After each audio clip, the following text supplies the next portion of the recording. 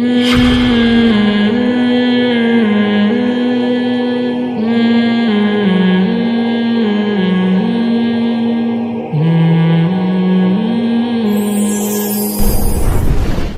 मेरा बयान था एक यूनिवर्सिटी में, एक इंस्टीट्यूट में, जहां तलबा ज़्यादातर ACCA कर रहे हैं, चार्टर्ड अकाउंटेंट बनते हैं ना पाकिस्तान में। तो वो मुझे कहने लगे, एक सवाल उनके जहनों में भी आता है कि ये जो हम इल्म हासिल कर रहे हैं इसकी क्या फजीलत है। मैंने कहा, हज़रत यूसुफ अलैहिस्सलाम को जब मिस्र के बादशाह ने बुलाया, जो कि गैर मुस्लिम बादशाह था, यूसुफ अलैहिस्सलाम से जब खुश हुआ वो और उसने कहा कि मैं आपको कोई ओहदा देना चाहता हूँ, तो यूसुफ अलैहिस्सलाम ने क्या फरमाया, इजअलनी अला खज़ाइनिल अर्ज़, आप मुझे वज़ीर ख़ज़ाना बना दें। गैर मुस्लिम रियासत है, उसमें अल्लाह का एक पैगंबर दरख्वास्त क्या कर रहे हैं कि मुझे आप क्या बना दें, वज़ीर ख़ज़ाना। हज़रत यूसुफ अलैहिस्सलाम ये भी कह सकते थे कि मुझे एक मदरसा बना के दे दें। यूसुफ अलैहिस्सलाम ये भी कह सकते थे कि मुझे एक मस्जिद बना के दे दें। यूसुफ अलैहिस्सलाम अल्लाह के पैगंबर, वो ये भी कह सकते थे मुझे एक हुजरा बना के दे दें जहाँ बैठ के मैं अल्लाह अल्लाह किया करूँ, अल्लाह की इबादत किया करूँ। मदरसे की अहमियत अपनी जगह मुसल्लम, मस्जिद की अहमियत अपनी जगह मुसल्लम, लेकिन पैगंबर सल्लल्लाहु अलैहि वसल्लम एक विजारत मांग रहे हैं, वो भी एक मुशरिक से, गैर मुस्लिम से। और यूसुफ अलैहिस्सलाम जैसे पैगंबर जिन पर पूरी सूरत नाजिल हुई, कुरान में कोई कंप्लीटली ऐसी सूरत नहीं है सूरह यूसुफ के अलावा जिसमें एक पैगंबर का A to Z पूरा वाकया तरतीब के साथ बयान किया गया हो, सिवाय सूरह यूसुफ के।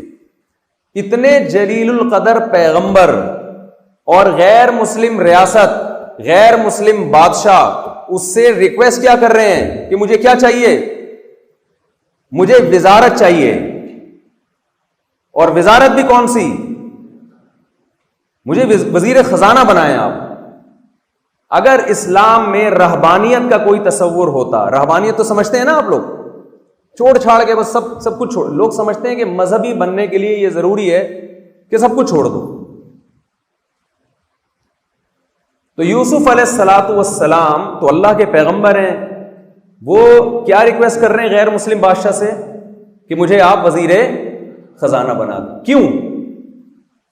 इसलिए कि उन्हें मालूम था कि मिस्र में कहत पड़ने वाला है। आपको मालूम है जब कहत पड़ता है तो मुल्क की इकॉनमी धड़ाम से नीचे की तरफ जाती है। ऐसे मौके पे सबसे ज्यादा वैल्यू वजीर खजाना की होती है कि नहीं होती है? क्या ख्याल है भाई?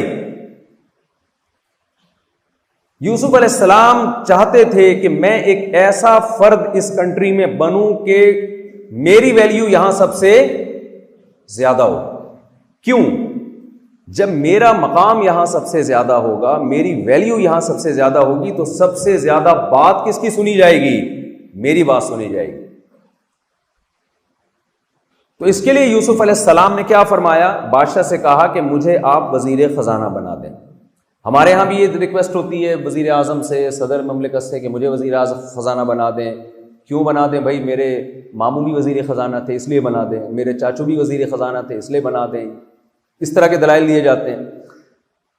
यूसुफ अलैहिस्सलाम ने जब ये रिक्वेस्ट की ना कि मुझे वजीर खजाना बनाएं, तो उसकी दलील भी आगे पेश की। दलील में ये नहीं कहा मैं चूंकि अल्लाह का सच्चा पैगंबर हूं, मैं बहुत नेक हूं, ये नहीं दलील दी। उन्होंने फरमाया कि वजीर खजाना के लिए जो इल्म चाहिए ना अकाउंटिंग का, वो इल्म मैं पहले से जानता हूं। वजीर खजाना में दो क्वालिटी का होना जरूरी है। नंबर एक, कम ऐसा ना हो कि वही खजाने खाली करना शुरू कर दे। आप किसी के पास अपना पर्स रखवाते हैं, बटवा रखवाते हैं जिसमें 100 रुपए पड़े हुए हों, तो पहले ये इत्मीनान होता है ना कि ये मेरा पर्स इससे महफूज रहेगा कम अज कम। तो हमारे यहाँ वजीर खजाना जब बनाया जाता है तो ये भी देखना चाहिए ना कि खजाना वजीर खजाना से भी महफूज रहेगा कि नहीं रहेगा। तो यूसुफ अलैहिस्सलाम ने कहा हफीजुन, सबसे पहली बात ये कि मैं ईमानदार हूँ, दयानतदार हूँ, मैं खजानों में खयानत नहीं करूंगा। दूसरी दलील यूसुफ अलैहिस्सलाम ने ये दी, अलीम, मैं ये इल्म भी जानता हूं कि जब मुल्क की इकॉनमी धड़ाम से नीचे जाएगी तो उस इकॉनमी को स्टेबल कैसे रखना है, ये इल्म अल्लाह ने मुझे अता किया है।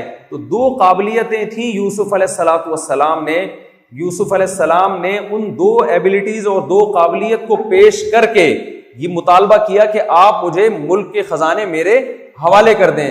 यूसुफ अलैहिस्सलाम का हदफ क्या था? कुरान की इस आयत, जो उस जमाने में जो भी आसमानी किताब थी, लियब्लुवकुम अय्युकुम अहसनु अमला, अल्लाह ने पैदा इसलिए किया है, अल्लाह देखना चाहते हैं तुम में से कौन अच्छा अमल करता है। यूसुफ अलैहिस्सलाम जानते थे कि अगर मैं वजीर खजाना बन गया इस कंट्री के अंदर, तो मैं जितना अच्छा वजीर खजाना बन के अल्लाह की नजर में अच्छा बन सकता हूं, अच्छा अमल कर सकता हूं, वजीर खजाना बने बगैर मैं इतना अच्छा अल्लाह की नजर में नहीं बन सकता।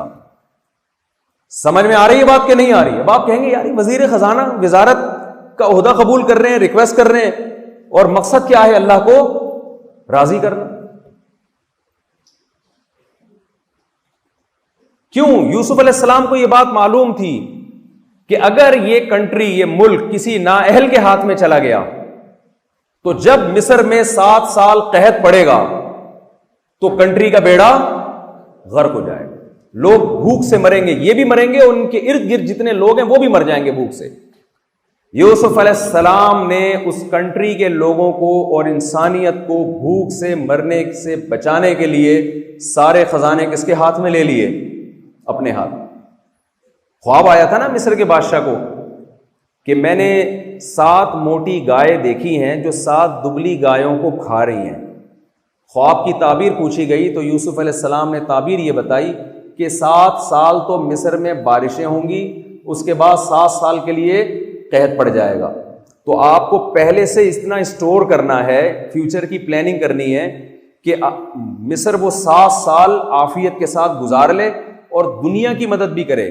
जब यूसुफ अलैहिस्सलाम मिस्र में वजीर खजाना बने हैं तो ना सिर्फ ये कि मिस्र में लोग भूख से मरने से बचे, बल्कि पूरी दुनिया से ताजरों ने राब्ता किया, लोगों ने राब्ता किया। भाई इस वक्त मिस्र की गवर्नमेंट ऐसी है जिनके गोदाम गंदुम से भरे हुए हैं, इसके अलावा दुनिया में कहीं भी राशन नहीं मिल रहा। तो यूसुफ अलैहिस्सलाम ने अपने कंट्री को बचाया भी और दूसरे मुल्कों की मदद भी की।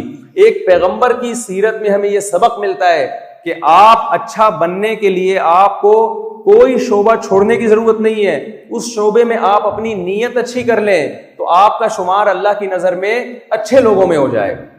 मैं समझा पा रहा हूं अपनी बात? भाई आप यहां पढ़ रहे हैं, यहां शरीयत का हुक्म क्या है, नबी सल्लल्लाहु अलैहि वसल्लम की तालीमात क्या है? वैलुल लिल मुतफ्फिफीन अल्लज़ीना इज़ा तालू अलन नासी यस्तौफून व इज़ा कालूहुम औ वज़नूहुम युखसिरून। तबाही बर्बादी है क़यामत के दिन उन लोगों के लिए जो अपना हक लेने की बारी आती है तो हक पूरा लेते हैं, जब हक देने की बारी आती है तो उसमें डंडी मारते हैं। आप पर यहां मुल्क और कौम के वसाइल खर्च हो रहे हैं, ये आप हक है जो ले रहे हैं, लेकिन कौम आपसे भी मुतालबा करती है कि जिस बेसिस पर आपको यहां आप पर जो वसाइल खर्च हो रहे हैं आप उन मयारात पे पूरा उतर के दिखाएं। अगर आप उस मयार पे पूरा नहीं उतरते, आप मेहनत में सुस्ती करते हैं, आप लॉ को फॉलो नहीं करते, आप टीचर्स का एहतराम नहीं करते, इसका मतलब अपना हक लेने की बारी में आप तेज हैं, लेकिन हक देने की बारी में आप क्या कर रहे हैं? गड़बड़ कर रहे हैं।